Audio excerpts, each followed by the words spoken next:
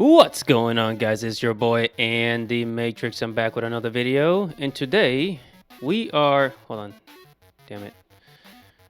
Gotta get this title here. Okay, today we are gonna be talking about Expedition 33 because I've actually been wanting to make this video, but I've been, slacking off, and also been busy drawing, making videos for Angry Guy and all that stuff. So, Expedition 33, as you saw the title of this video, the game was an accident. The game wasn't even supposed to exist, apparently. And it wasn't even going to be called Expedition 33 Clair Obscur. Right? They lost the original title. And I'm here on this forum says, Clair Obscur Expedition 33, original title was We Lost. Wait, the original title was We Lost. That was the original title, right? Hello, this is Yami Yugi from Yu-Gi-Oh! And make sure to subscribe to Andy Matrix's channel. Now on with the show. Horrible title, by the way. So, this game was actually not supposed to exist. This game was not even supposed to be made. Okay? This game was not even supposed to be, it was literally just born out of accident. The team that they found, how it started, everything. It was all an accident. I mean, in the very beginning, somebody wanted to make a game, obviously, but the way it was made, it just seems like, I don't know. It was kind of a little bit random. I like to say. Now, let's go ahead to our first article here at Kotaku.com. And it says, you won't believe how cheap it was to make Clair Obscur Expedition 33. Right, now keep this in mind. The studio's name is Sanfo Interactive. Right? Now, regularly, like AAA games, especially nowadays, it takes like $400 million, basically a Avatar movie budget, to make a game nowadays. As to why, don't ask me why. They just love throwing money at video games like freaking Concord and all these other games. I know God of War took, I think, $100 million to make, something like that. It's very cinematic. I think it took like $100 million to make God of War. The PlayStation, the new God of War, not the old one from the PS2 era. But I think that nowadays, call this a conspiracy theory. To me, this is a conspiracy theory, or I think it's probably true. That a lot of these gaming companies, they were throwing money, hundreds of millions of dollars at a project to bankrupt the gaming industry. Or to bankrupt themselves on purpose. Right? To bankrupt themselves on purpose. And I think this is true for the movie industry. They're just wasting money. Just throwing money at things for no reason. Right? Because if a studio can make a game at a low budget with high quality, then there's no reason for these other studios to spend $400 million on a freaking game. Because nowadays, gaming studios, all they want to do is they focus on graphics. As far as creativity, there is no creativity. Whatever's popular, that's what they want to do. But anyways, let's continue. So it says, much has been said about Clair Obscur Expedition 33's success and the business calls that made it an unexpected front runner in the 2025 Game of the Year race. Now we've learned that the game was somehow made for less than $10 million. $10 million. It could be $8 million, $9 million, right? But that's the number. It's like it doesn't go past 10 million. And this is made with Unreal Engine. So the team they did an amazing job making this game. And it took them 5 years to make, I think? About 5 years, I think. $10 million, while AAA games are spending $100 million. And keep in mind that this is, look at the graphics of this game. I mean, this game, look at how good this game looks. The graphics, the art is so, the aesthetics of the game, like the paintbrush painting aesthetics of the game, right? It is mind-blowing. It's absolutely beautiful. It's similar to Final Fantasy X from the PlayStation 2 era, where the world was so creative and the gameplay was so creative. as a turn-based RPG. It was absolutely undeniably good. You know, for $10 million, that's all it took. And then the game went on to sell millions. I think they sold 5 million by now. So they made like probably 3 times their money back. I believe they made 3 times their money back, but they made profit for sure. Hand over fist profit for sure, my friends. Yeah. Very successful game, $10 million to make. And now let's move on to our next article. Now this is where the story of the creation of the game is very. It's like a rags to riches type of story, because the team, like the original creator, what's his name? Guillaume, Brock Guillaume. I think he's French. He's from Canadian. He used to work for Ubisoft, right? And then he went on to make his own game, right? And then the way that he found his team was he just found his team randomly, like just posting jobs on Reddit, posting jobs on the internet. They found the music composer on SoundCloud. So here it says, a life-changing collaboration. It says, for a long time, I compose video game music in my free time, writing a new track each week in different styles to refine my skills at a time. I was a guitar teacher, but once a week I would compose and upload my work to SoundCloud. After a year, I had about 50 tracks online. One day, I shared one of my compositions on an indie video game forum. That's when Guillaume Brock, the game director of Sandfall Interactive, discovered my work, and he reached out and asked if I would compose the soundtrack for his game. That moment marked the beginning of a beautiful collaboration, one that would change my life. Right? So they found a composer like just on SoundCloud. Right? Just right there. SoundCloud. You know, there's a lot of talent. There's actually a lot of talent out there. You know, on SoundCloud, on there's just a lot of talent on a lot of these websites.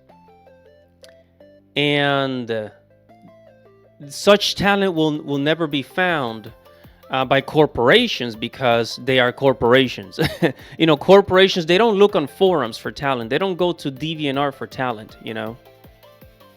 There's a lot of very, very, very talented people out there. Very, very talented people out there. You know, and I think that's one of the things that makes this game so special, so good, so high quality and unforgettable. I think this is one of those games that people will not forget it. Like, you play it, but you're not gonna forget about it. Like, similar to Final Fantasy X, people are gonna come back to this game and play it again and again and again. It's one of those titles. And it's because you can feel the soul, the spirit of the artist in this game. In the music, in the artwork, in the characters, the voice acting, the gameplay mechanics, the world design. I think this is why this game is so special, is because it's not a game that is made by a corporation. This game was made by artists. That's the difference. That really, really, really is the difference between this game and games like, I don't know, whatever Ubisoft is making, or freaking whatever other gaming companies making. That's the difference. This game was made by artists, and I don't know, Concord or freaking GTA was made by a corporation. That's the big difference.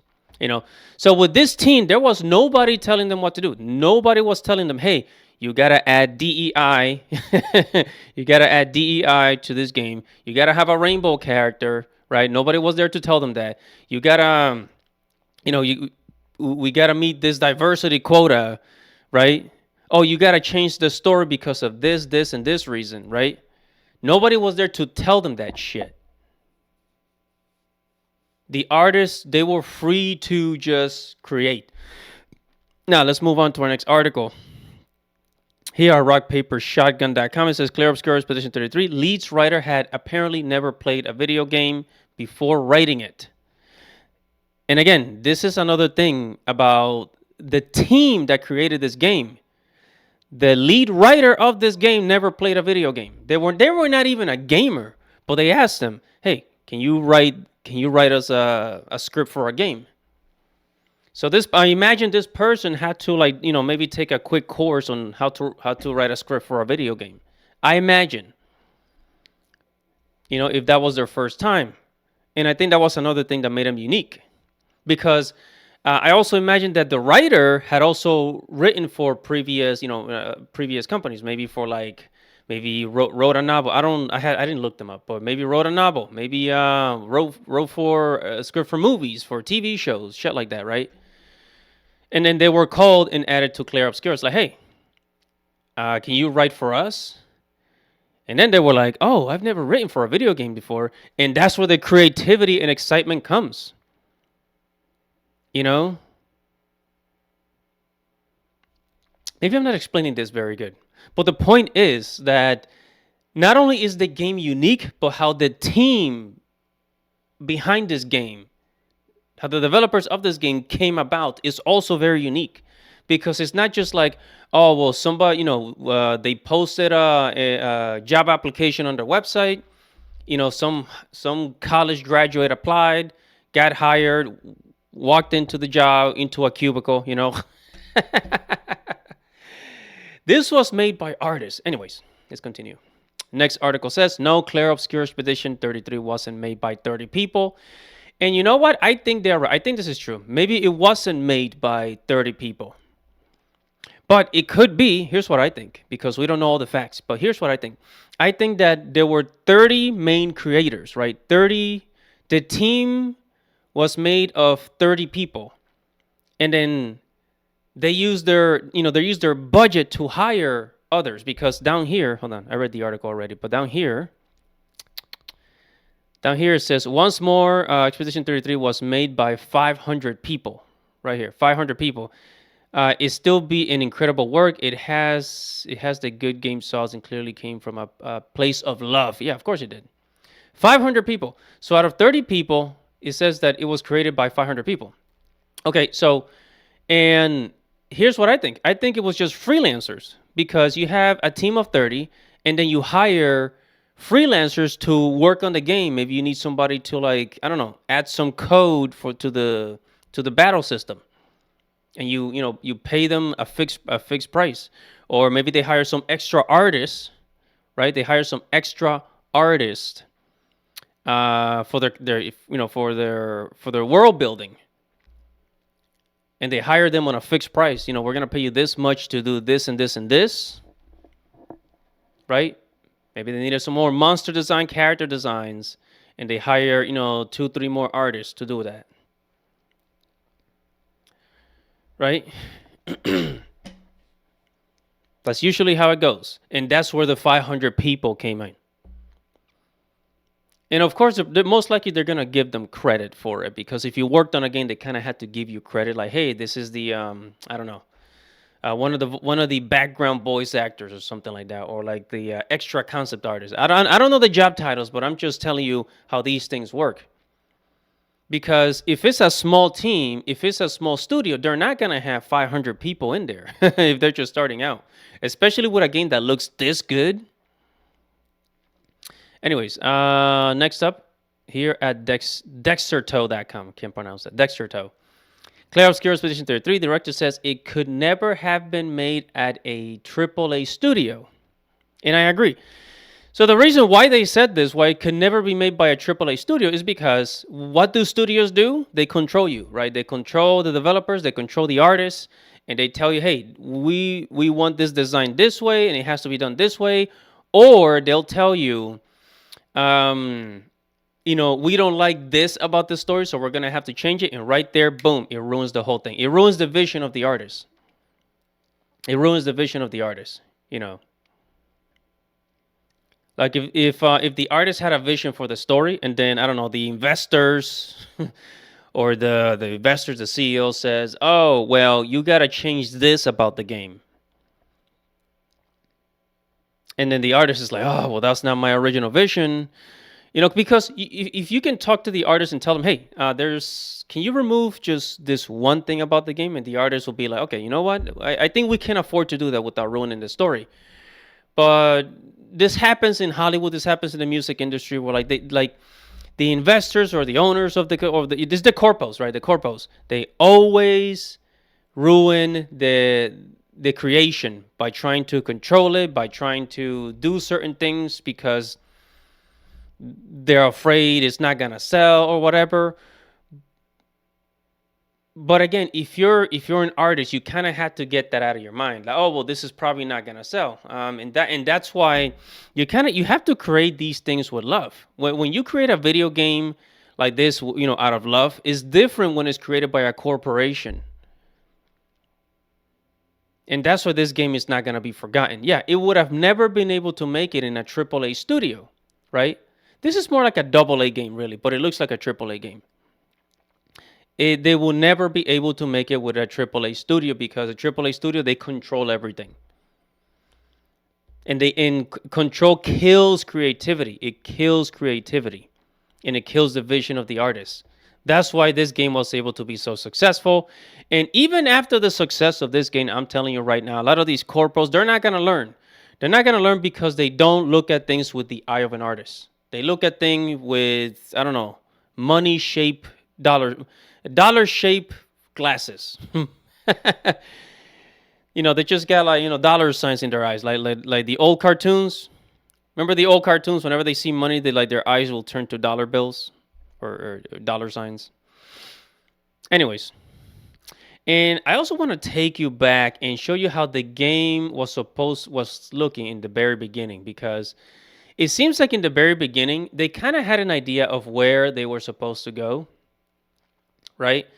But obviously it changed as the game progressed. So if you take a look at this is how the game looked in the very beginning, right? So hold on.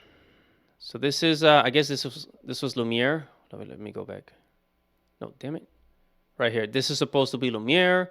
I'm guessing this was Gustave in the beginning. This is how the characters were going to look, right? It looked kind of steampunky. Looks all steampunk.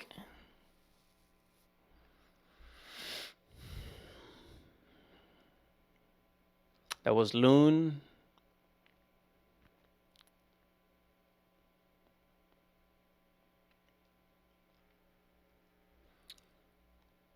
Yeah, so you can see. Hold on a second, guys. Damn it. Like this stupid commercial. All right, the paintress. So this is the director that worked at Ubisoft. All right, take a look at this. They were gonna have airships in the game. Airships in the freaking game, bro. Airships.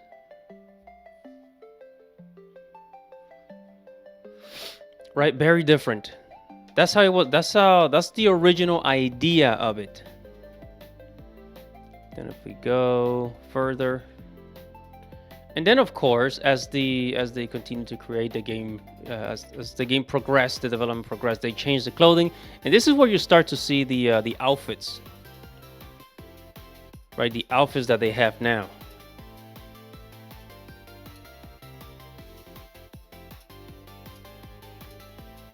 All right, and this is the producer. Yeah, so this game. This is like the main team there. You see, like I told you, this is the main team. This is like the main group that made it. And then, of course, they hire maybe freelancers to come in and add on to the game, of course.